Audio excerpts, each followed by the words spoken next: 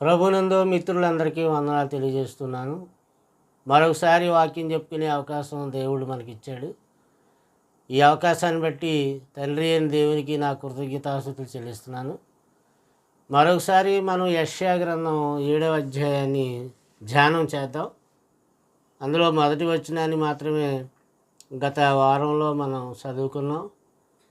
కొంత వివరం చెప్పడం జరిగింది.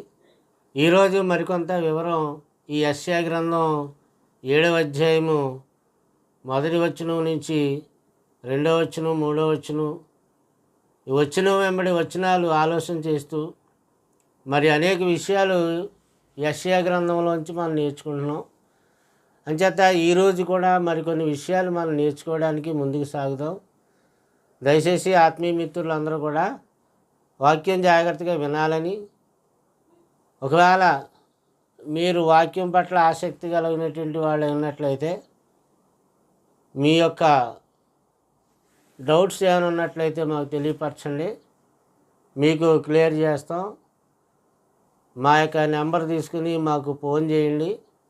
అలాగే మీ ప్రార్థన అవసరత ఏమైనా ఉన్నట్లయితే మా ఫోన్ నెంబర్ తీసుకుని మాకు ఫోన్ చేయండి. మీ కొరకు ప్రత్యేకంగా ప్రార్థన చేస్తాం. సంప్రదించండి. అలాగే చాలామంది సంప్రదిస్తున్నారు, వాళ్ళ కొరకు మేము ప్రార్థన చేస్తున్నాం. ప్రియులారా, మా యొక్క ప్రార్థన, మా యొక్క సంఘం యొక్క ప్రార్థన వాళ్ళకి ఎంతో సహకారంగా ఉంటా ఉన్నది అని వాళ్ళు స్పందన తెలియజేస్తున్నారు. మీరు కూడా మీ స్పందన తెలియజేసి దేవుడి పనిలో మీ కొరకు మేము ప్రార్థన చేస్తాం, మరి మీరు కూడా అభివృద్ధి చెందుతారు, ఆశీర్వదించబడతారు. సరే, యెషయా గ్రంథంలో రాయబడిన విధంగా 7వ అధ్యాయంలో ఆ వచనాన్ని మరి చదువుకొని మళ్ళీ ఒకసారి మనం దేవుని వాక్య జ్ఞానాన్ని ధ్యానం చేద్దాం. మీరు బైబిల్ తెరిచి యెషయా గ్రంథం 7వ అధ్యాయము మొదటి వచనం నుంచి మరొకసారి చదువుకుందాం.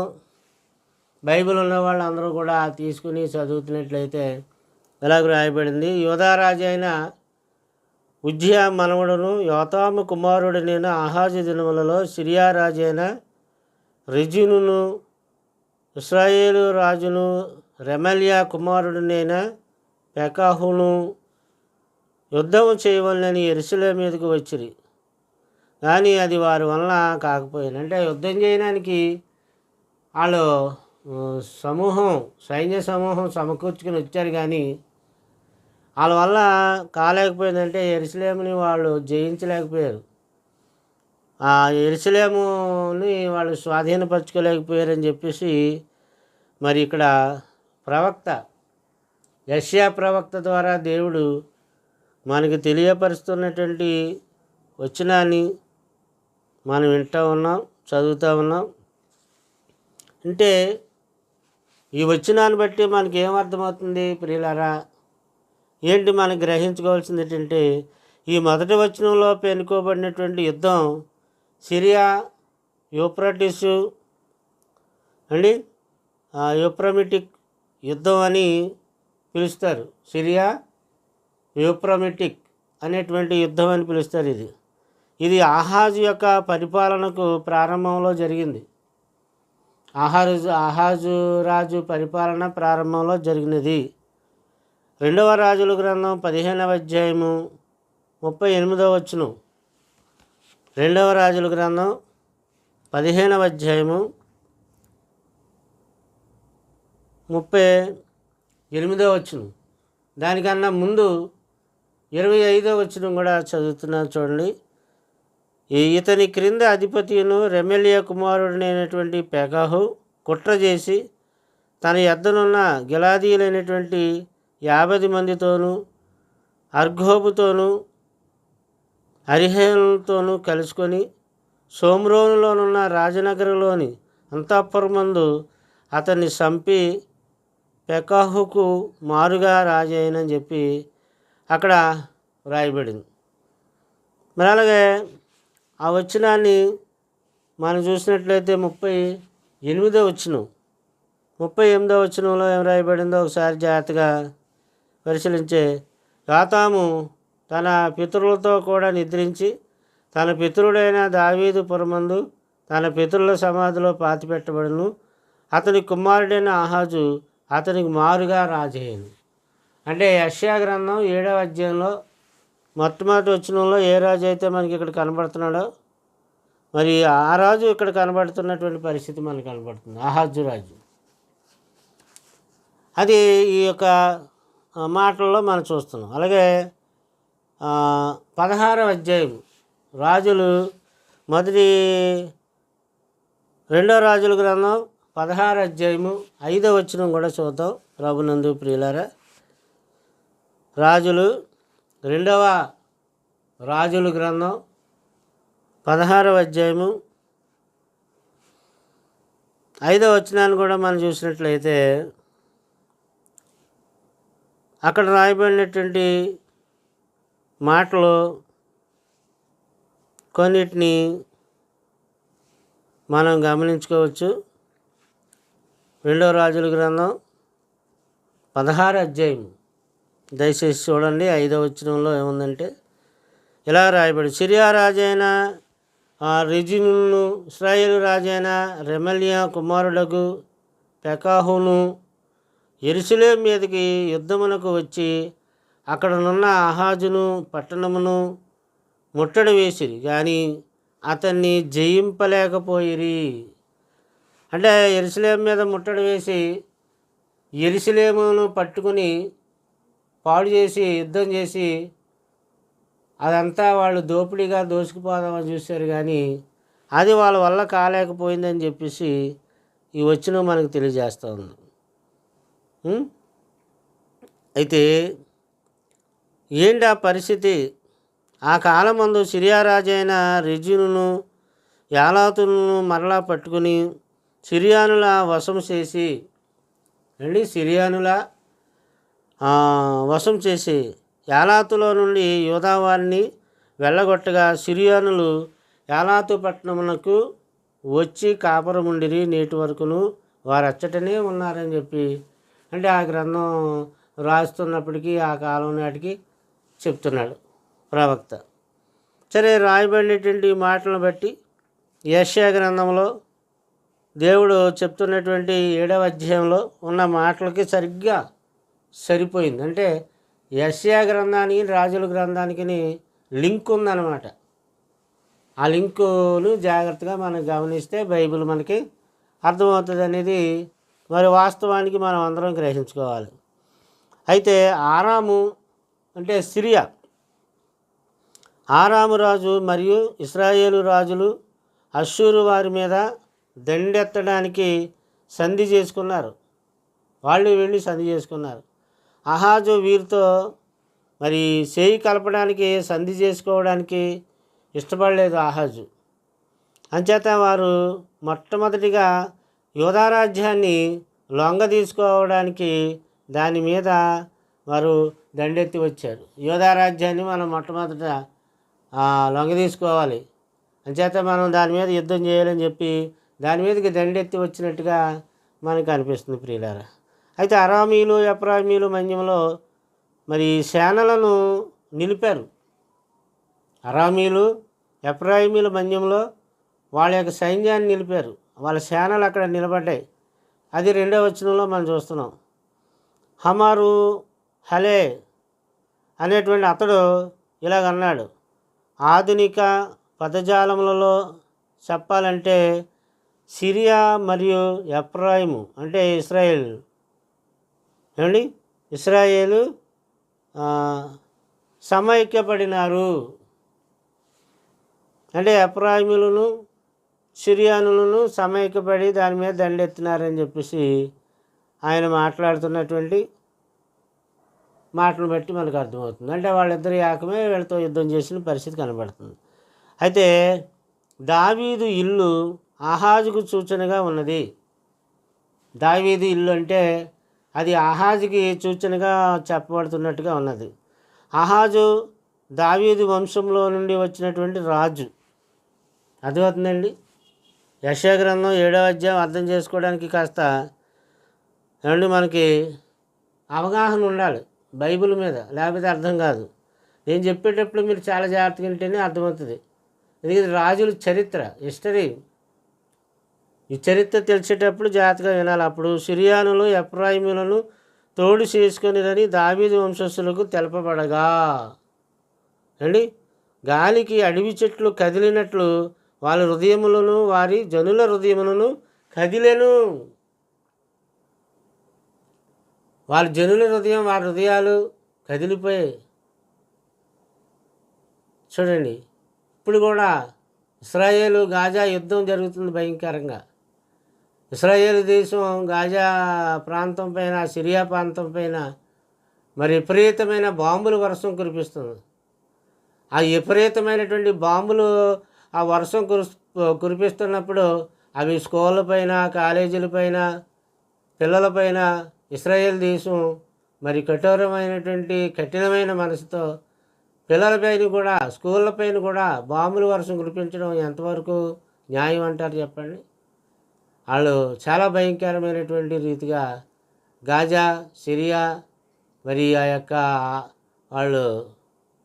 వాళ్ళందరినీ కూడా చంపడం జరుగుతుంది, పాలస్తీనీలను. ఈ పాలస్తీనీలకు, ఇశ్రాయేళ్లకు భయంకరమైనటువంటి యుద్ధ సంగ్రామం జరుగుతుందన్నటువంటి విషయం మనందరికీ తెలిసిందే. అలాగే రష్యా ఉక్రెయిన్ యుద్ధం ప్రస్తుతం ఇప్పుడు మనం ఆగస్టు నెలలో ఉన్నాం.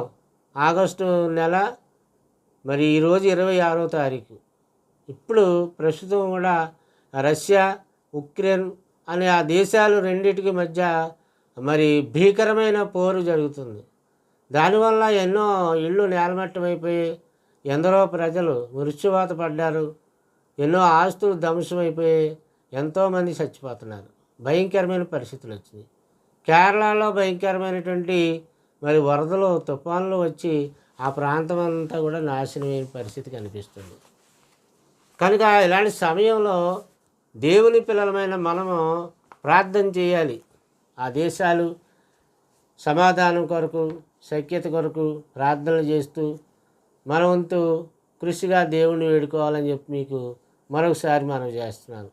క్రైస్తవుడు అంటే దేశాల కొరకు ప్రార్థన చేస్తాడు. దేశాల మధ్య శాంతి, సమాధానం ఉండాలని క్రైస్తవుడు అనేవాడు ఎప్పుడు కూడా ప్రార్థన చేస్తూ ఉంటాడు. అంచేత మనము ప్రార్థన చేసేటువంటి వాళ్ళము ప్రతి దేశం కొరకు, ప్రతి రాజుల కొరకు, ప్రతి అధికారుల కొరకు, ఆయా ప్రాంతంలో ఆయా జనుల కొరకు, వివిధమైన భాషలు మాట్లాడేవాళ్ళు, వివిధమైన సంస్కృతులకు చెందినటువంటి వాళ్ళు, ప్రతి ఒక్కరి కొరకు మనం అందరం మరి ప్రార్థన చేయవలసిన వారమై ఉన్నాం. క్రైస్తవుడిగా మన బాధ్యత. కాబట్టి 2వ అధ్యాయము 1వ అధ్యాయము 2వ వచనంలో చెప్పినట్లుగా అప్పుడు సిరియానులు ఎప్పుడు ఈ సంగతులు జరుగుతున్నటువంటి సందర్భంలో, ఏ సంగతులు? దినవృత్తాంతములు 2వ గ్రంథం 28వ అధ్యాయము 1 నుంచి 6వ వచనం, అది మీరు చదువుకోండి. మొన్న ఒకసారి కూడా దాన్ని చెప్పాను. అలాగే కీర్తన గ్రంథం 83 నుంచి 5 వచనాలు, నీ ప్రజల మీద వారు కఠోపాయములు పలుచున్నారు. ఏమండి, కఠోపాయములు పలుచున్నారు. నీ మరుగు చొచ్చిన వారి మీద ఆలోచన చేస్తున్నారు. వారు ఇశ్రాయేలీల పేరు ఇంకనూ జ్ఞాపకము రాకపోవునట్లు జనముగా ఉండకుండా వారిని సంహరించదము రెండని చెప్పుకొంచున్నారు. అన్యజనుల యొక్క రాజ్యాలు, ఆ దేశాలు ఇలా చెప్పుకొంచున్నాయని చెప్పేసి అంటున్నాడు. ఏక మనసుతో వారు ఆలోచన చేసుకుని ఉన్నారు, నీకు విరోధముగా నిబంధన చేసి ఉన్నారు. ఆ దేశాలన్నీ అన్యదేశాలు, అరబ్ దేశాలు, పాకిస్తాను, ఆఫ్ఘనిస్తాను, సిరియా ఇలాంటి దేశాలన్నీ కూడా ఏకమైపోయి అరబ్బులు ఇశ్రాయేలు మీద దండెత్తడానికి, ఇశ్రాయేలు మీద యుద్ధాలు చేయడానికి వారు ఏకముగా పూనుకొంచున్నారని చెప్పేసి యెషయా అంటే సుమారు క్రీస్తుకు పూర్వం 700 సంవత్సరాల కాలంలోనే అలాంటి వాళ్ళు కుట్రలు చేస్తున్నారనేటువంటి విషయం మనకు రాయబడుతుంది. అంచేత ఏక మనసుతో చూసారా, వాళ్ళందరూ ఏక మనసుతో వారు ఆలోచన చేస్తున్నారు. నీకు విరోధంగా వాళ్ళు నిబంధన చేస్తున్నారని మరి ఇక్కడ కీర్తన 83:3-5 వచనాలు రాయబడ్డది. శత్రువులు ఎంతమంది ఏకమైనా యెరూషలేము ఆ ప్రాంతాన్ని వాళ్ళు ఏం చేయలేకపోయారు. ఎందుకంటే అప్పుడు వాళ్ళకి దేవుడు కాపుదల భద్రత అప్పుడు ఉంది కాబట్టి అప్పుడు దేవుడు వాళ్ళని కాపాడాడు. ఇప్పుడైతే కేవలం ఇశ్రాయేలు దేశాన్నే దేవుడు ప్రేమిస్తున్నాడు అనేటువంటిది అవాస్తవం. ప్రతి ఒక్కరి మీద దేవుడు సంకల్పం ఉండాలని ప్రతి ఒక్కరిని దేవుడు ప్రేమిస్తున్నాడు. దేవుడు లోకమును ఎంతో ప్రేమించును. కేవలం ఇశ్రాయేలు దేశం బాగుండాలనే ప్రార్థన చేస్తే అది రైట్ కాదు. అది అందరూ బాగుండాలి, శాంతి సమాధానాలు అందరికీ ఉండాలి అని మనం ప్రార్థన చేయవలసిన అవసరం ఉంది. కేవలం ఇశ్రాయేలు మాత్రమే కాదు. ఆ రోజు యెషయా కాలం నాటికి పరిస్థితిని బట్టి ఈ వాక్యాలు మనం చదువుకుంటున్నాం. అలాగే యెషయా గ్రంథంలో మొదటి అధ్యాయంలో మనం చదువుకున్నాం చూసారా, మొదటి అధ్యాయం మొదటి వచనంలో రాయబడిన మాట, ఉజ్జియా, యోతాము, ఆహాజు, హిజ్కియాను యూదారాజుల దినములలో యోధాను గుర్చి యెరూషలేమును గుర్చి ఆమోజు కుమారుడగు యెషయాకు కలిగిన దర్శనము. అంటే ఈ రాజుల కాలంలో వీరి పరిపాలన విధానాన్ని వారి పరిపాలన పద్ధతులను దేవుడు యెషయా ద్వారా బయలుపరిచినటువంటి సంగతులు బైబిల్ మనకు తెలియజేస్తుంది. ఎందుకు ఇవన్నీ మనం తెలుసుకోవాలంటే మనం వాళ్ళలాగా కఠినంలో కాక మంచి మనసుతో దేవుని యందు భయభక్తులు కలిగి ఉన్నట్లయితే దేవుని భద్రత మనకు ఉంటుంది, దేవుని కాపుదల మనకు ఉంటుంది. ఏ దేశానికి భద్రత లేకపోతే ఆ దేశం నాశనం అవుతుందనే దానికి నిరసనంగా ఈ వాక్యాలు మనం చదువుకోవలసినటువంటి మరి అవసరత ఉందనేది ఇక్కడ మనం తెలుసుకోవాలి. అలాగే యెషయా గ్రంథం 8వ అధ్యాయం 6వ వచనంలో, ఈ జనులు మెల్లగా పారు సిహోహు నీళ్ల వద్దని చెప్పి రిజిమును బట్టిను రెమేలియా కుమారుని బట్టిను సంతోషించుచున్నారు. ఈ జనులకి ఏం అక్కర్లేదటండి. ఈ జనులు మెల్లగా పారు సిలోహు నీళ్లు వద్దని చెప్పి, మెల్లగా పారే నీళ్ళు వద్దు మాకు, శాంతికరమైన మాటలు వద్దు మాకు, శాంతి సమాధానం వద్దు మాకు, మరి మాకేం కావాలంటున్నారు, రిజిమును బట్టిను రెమేలియా కుమారుని బట్టిను సంతోషిస్తున్నారట. అంటే దుర్మార్గులను బట్టి దుష్టత్వాన్ని బట్టి సంతోషిస్తున్నటువంటి పరిస్థితి మనకు కనిపిస్తుందని చెప్పి ఇక్కడ యెషయా మనకు తెలియజేస్తూ ఉన్నాడు. అలాగే యెషయా గ్రంథం 8వ అధ్యాయంలోనే 9-10 వచనాలు ఇలాగ రాయబడి, జనులారా రేగుడి, మీరు ఓడిపోవుదురు, దూర దేశస్థులారా మీరందరూ ఆలకించుడి, మీరు నడుము కొట్టుకొనులను ఓడిపోవుదురు అంటున్నాడు. ఆలోచన చేసుకునను అది వ్యర్థమగును, మాట పలికినను అది నిలవదు, దేవుడు మాతో ఉన్నాడు. చూసారా, అంటే దేవుడు ఎవరితో ఉంటే వాళ్ళు వర్ధిల్లుతారు. ఈ దేవుడు ఎవరితో ఉంటే వాళ్ళు దేవుణ్ణి మహిమపరచబడతారనే వాస్తవాన్ని ఈ వాక్యాన్ని బట్టి మనం చూస్తూ ఉన్నాం. ప్రియమైన దేవుని పిల్లలు ఆలోచించేయండి. చేత ఈ వాక్యాలన్నీ జాగ్రత్తగా మనం పరిశీలించాలి. అలాగే 2వ రాజుల గ్రంథం 16వ అధ్యాయం 1వ వచనం మనం చూస్తే ఇలా రాయబడి ఉంది, రెమేలియా కుమారుడైన పెకహు ఏలుబడిలో 15వ సంవత్సరం ముందు యూదారాజు అయిన యోతాము కుమారుడు ఆహాజు ఏలన ఆరంభించాడు. ఈ యెషయా గ్రంథం 7వ అధ్యాయం అదే చెప్తుంది, ఈ ఆహాజు ఏలన ఆరంభించినటువంటి సందర్భాన్ని. ఈ వాక్యాలన్నీ కూడా అవే మనకు తెలియజేస్తూ ఉన్నాయి. అదే రాజుల 2వ గ్రంథం 15వ అధ్యాయము 37, ఆ దినములలో యెహోవా సిరియా రాజు అయిన రిజిమును రెమేలియా కుమారుడైన పెకహును యూదాదేశం మీదకి పంపన ఆరంభించెను.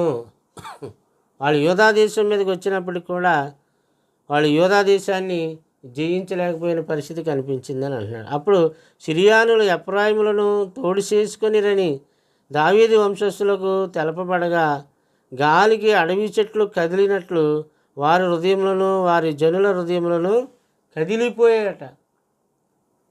చూసారా, గాలికి అడవి ఎలా కదిలిపోద్దో, ఆ చెట్లన్నీ ఎలా ఊగిపోతాయో వారి హృదయాలు అలాగే ఊగిపోయాయి. వాళ్ళ హృదయాలు కదిలిపోయాయి అనేటువంటి మాట ఇక్కడ చూస్తూ ఉన్నాం. కనుక అందుకే ఈ మాటలు ఎందుకు చెప్తున్నాడంటే, మరి దావీదు యొక్క ఇల్లు అంటే దావీదు యొక్క వంశం, దావీదు యొక్క వంశం నుంచి ఆహాజుకు సూచనగా ఉంది. ఆహాజు అక్కడి నుంచి వచ్చినాడు కాబట్టి, ఆహాజు దావీదు వంశంలో నుండి వచ్చినటువంటి వాడు. ఏమండి, అలాగే దేవుడు దావీదుకు సెలవిచ్చిన రీతిగా అతని వంశావళి, దావీదు యొక్క వంశావళి, రాజ్యములు ఏలుతూనే ఉంటాయని దేవుడు అన్నారు. అలాగే ప్రవక్తలు సైతము ఈ యొక్క సత్యాన్ని ఖరారు చేయడానికి ఇదే పదజాలాన్ని వాళ్ళు కూడా వాడినట్టుగా మనకు అనిపిస్తుంది. ఇదే పదజాలాన్ని వాళ్ళు కూడా వాడారు. ఎక్కడ వాడారు? మొదటిగా మనం చూస్తే జకర్యా గ్రంథం 12వ అధ్యాయము 7వ వచనం, అవునండి, 10వ అధ్యాయంలో జకర్యా గ్రంథం 12వ అధ్యాయం 7వ వచనం, 10వ వచనం, 13వ అధ్యాయం 1వ వచనం, ఇర్మియా గ్రంథం 21వ అధ్యాయము 12వ వచనం. ఈ వచనాల్లో దేవుడు మాటలు వాళ్ళు ఎలా వాడారో అన్నటువంటిది మనం జాగ్రత్తగా చూసినట్లయితే, మరి జకర్యా గ్రంథం మొదటిగా చదువుతాం. జకర్యా గ్రంథం 12వ అధ్యాయము 7వ వచనం ఎలాగో రాయబడింది. దేవుని పిల్లలారా జాగ్రత్తగానండి. మరియు దావీదు ఇంటివారును యెరూషలేము నివాసులను తమకు కలిగిన ఘనతను బట్టి యోదావారి మీద అతిశయపడుకున్నట్లు యెహోవా యోదావారిని మొదట రక్షించును. సరే, యోదావారిని మొదట రక్షిస్తాడని చెప్పి ఈ వచనం తెలియజేయబడుతుంది. అలాగే 10వ వచనాన్ని, ఇదే అధ్యాయం మరి 10వ వచనాన్ని కూడా మనం చూడగలిగితే, దావీదు సంతత వారి మీదను యెరూషలేము నివాసుల మీదను కరుణనొందించు ఆత్మను విజ్ఞాపన చేయు ఆత్మను నేను కుమ్మరింపగా వారు తాము పొడిచిన నా మీద దృష్టి ఉంచి, ఒకడు తన ఏక కుమారుని విషయమై దుఃఖించినట్లు తన శ్రేష్ఠపుత్రుని విషయమై ఒకడు ప్రలాపించినట్లు అతని విషయమై దుఃఖించుచు ప్రలాపింతురు అని చెప్పాడు. జకర్యా గ్రంథంలో మరి ఈ మాట రాయబడిన విషయం మనకు తెలుసు. అంటే ఒక దావీదు సంతతి నుంచే యేసుక్రీస్తు రావడం జరిగింది. యూదా గోత్రం నుంచి దావీదు కుమారుడిగా పిలువబడ్డాడు. కనుక దావీదు సంతతి వారి మీద యెరూషలేము నివాసుల మీద కరుణనొందించు ఆత్మను విజ్ఞాపన చేయ ఆత్మను నేను కుమ్మరింపగా వారు తాము పొడిచిన నా మీద సరే దృష్టించి అంటున్నాడు. అది యేసుక్రీస్తు ప్రభు వారు శిలువ పైన పొడవబడడం సూచనగా చెప్పబడి ఇక్కడ రాయబడి ఉన్నది. అలాగే దావీదు కుటుంబం నుంచే మరి యేసుక్రీస్తు ప్రభు వారు కూడా రావడం జరిగింది అనేది మనకు తెలుసు. అలాగే ఇర్మియా గ్రంథం 21వ అధ్యాయం, ఇర్మియా గ్రంథం 21వ అధ్యాయంలో ఇలాగూ రాయబడిన మాట మనం చదువుతాం. 21:12 వచనాన్ని బైబిల్ ఉన్న వాళ్ళు తీసి చూడండి, నేను చదువుతున్నాను. దావీదు వంశస్థులారా, యెహోవా ఎలాగూ సెలవిచ్చుచున్నాడు, అనుదినము న్యాయముగా తీర్పు తీర్చుడి, దోచుకొనబడిన వానిని బాధపెట్టు వాని చేతిలో నుండి విడిపించుడి. ఇలాగూ చేయని ఎడల మీ దుష్టక్రియలను బట్టి నా క్రోధము అగ్ని వలె బయలు వెడలి ఎవడునూ ఆర్పలేకుండా మిమ్మను దహించును. సరే, మిమ్మల్ని దహించి వేస్తుంది, ఎవడో ఆర్పలేకుండా. ఈ అగ్ని, ఈ భయంకరమైనటువంటి ఉగ్రత మీ మీదకి వస్తున్నాడు. దావీదు వంశస్థులారా, యెహోవా ఇలాగూ సెలవిస్తున్నాడు, యోదావారికి చెప్తున్నాడు, అనుదినము న్యాయముగా తీర్పు తీర్చండి. ప్రతిరోజు న్యాయంగా నడుచుకోండి, న్యాయంగా మాట్లాడండి, న్యాయంగా ప్రవర్తించండి, న్యాయంగా తీర్పు తీర్చండి. అన్యాయంగా ఇశ్రాయేల్ దేశం ఆ గాజా మీద, పిల్లలపైన, స్కూళ్ళపైన ఇప్పుడు బాంబుల వర్షం కురిపిస్తుంది. ఎందుకంటే వాళ్ళకి అన్యాయం, అక్రమం మరి చేయడం అప్పటి నుండి ఇప్పటి వరకు కూడా అలాగే ఉన్నటువంటి దేశంగా కనబడుతుంది. కాబట్టి ఆ ఇశ్రాయేలీలు చాలా క్రూరమైన శిక్ష దేవుడి దగ్గర నుంచి ఉగ్రత పొందడానికి పరిస్థితి ఉంది. దోచుకొనబడిన వారిని బాధ పెట్టు వాని చేతిలో నుండి విడిపించండి.